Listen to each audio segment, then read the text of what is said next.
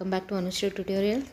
ఈరోజు 6వ తరగతికి సంబంధించిన సెమిస్టర్ 2లోని 7వ అధ్యాయం సామ్రాజ్యాలు గణతంత్ర ఆవిర్భావం గురించి తెలుసుకుందాం. ఇందులో అభ్యాసన ఫలితాలు ఏమేమి ఉంటాయంటే జనపదాలు మహాజనపదాల ఆవిర్భావానికి ఏ అంశాలు దోహదం చేశాయో తెలుసుకుంటారు.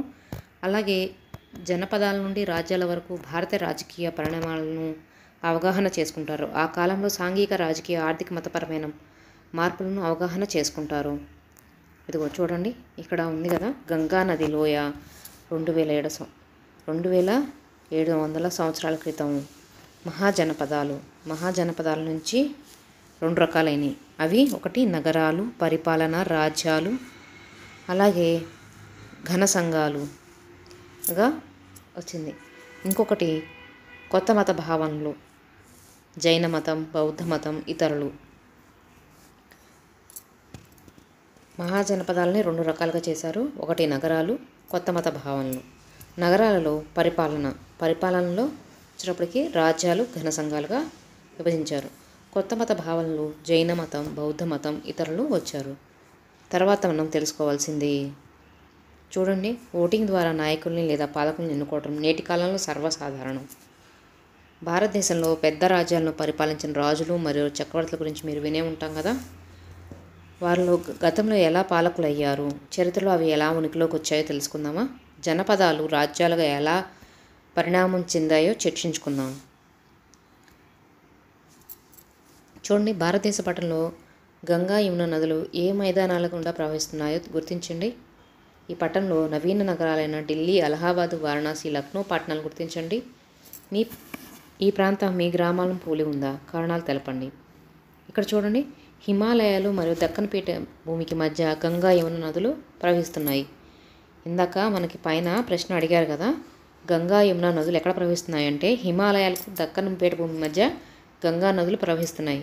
దీన్ని గంగా నది లోయ. ఈ మైదానంలో చాలా ఎక్కువ వర్షపాతం నమోదవుతుంది. ఇది అత్యంత సారవంతమైనది. హిమాలయాల నుండి ఒండ్రు మట్టిని తెచ్చే ఈ నదులు ఏడాది పొడవునా ప్రవహిస్తాయి.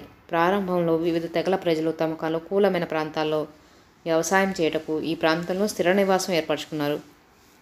ఈ తెగలలో ముఖ్యమైనవి శాక్య, లిచ్చవి, మల్ల, వైదేహి మొదలైన తెగలు. ఈ తెగలనే సంస్కృతంలో వారు స్థిరపడిన ప్రాంతాన్ని జనపదం అని పిలుస్తున్నారు. ఇవి గంగా నది, యమునా నది తీర ప్రాంతంలో కొన్ని ముఖ్యమైన తెగలు ఉన్నాయి. వాటిలోవి శాక్య, లిచ్చవి, మల్ల, వైదేహి మొదలైన తెగలు. ఈ తెగల్ని సంస్కృతంలో జన అని, వారు స్థిరపడిన ప్రాంతాన్ని జనపదం అని పిలుస్తారు. ఈ నదుల వెంట 2700 సంవత్సరాలలో పెద్ద సంఖ్యలో స్థిరపడడం ప్రారంభించారు. వారు ఇనుప ఉపకరణల సహాయంతో అడవులను నరికివేసి భూమిని వ్యవసాయానికి అనుకూలంగా మార్చుకొని మరియు ఇతర పంటలను కూడా పండించారు. అనేక పెద్ద గ్రామాలు, పట్టణాలు ఈ ప్రాంతాలలో అభివృద్ధి చెందాయి. బహుశా ఆ ప్రాంతాలలో వేర్వేరు తెగలకు చెందిన చాలామంది వ్యక్తులు స్థిర నివాసం ఏర్పరచుకొని ఉండవచ్చు. గంగా మైదానంలో ఇనుము యొక్క విస్తృతమైన ఉపయోగం పెద్ద ప్రాదేశిక ప్రాంతాలు ఏర్పడడానికి పరిస్థితులను సృష్టించింది.